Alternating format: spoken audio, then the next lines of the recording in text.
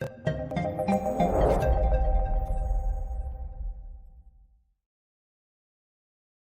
and welcome to QLM Business News. Here are today's key stories.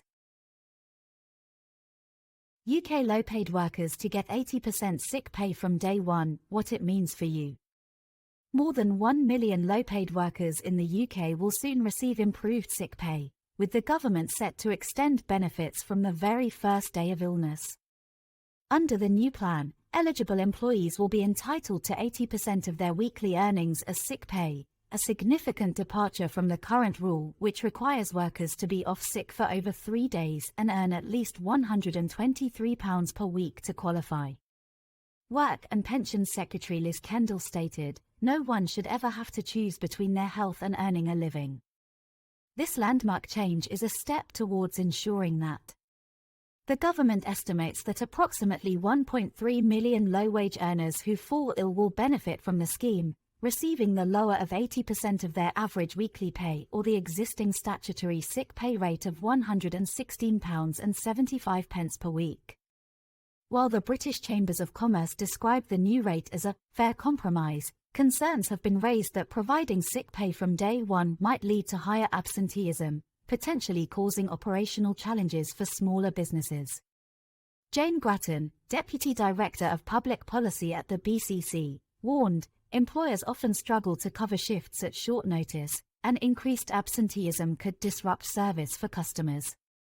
Critics note that the government's impact assessment did not produce sufficient evidence regarding the potential for unintended consequences. The revised sick pay measure forms part of broader updates to the Employment Rights Bill, which also aims to enhance flexible working rights and improve access to unpaid parental leave. However, with concurrent rises in the minimum wage and employer national insurance contributions, some business groups fear that the combined effect of these changes could dampen growth and hinder job creation. Trade unions, including the TUC, have urged the government to consider raising the replacement rate further, with calls for rates of no less than 95% for the lowest paid workers. TUC General Secretary Paul Novak remarked, "This shouldn't be the end of the story. We urge ministers to review statutory sick pay further to better protect those who earn the least." In contrast, the government maintains that the new measures strike a balance between supporting workers and mitigating additional costs for businesses, aiming ultimately to reduce reliance on benefits and improve living standards across the country. This news story is presented by QLM Business News, your go-to digital media channel. Visit QLMBusinessNews.com for the latest updates, and don't forget to follow us on Facebook, X, and YouTube.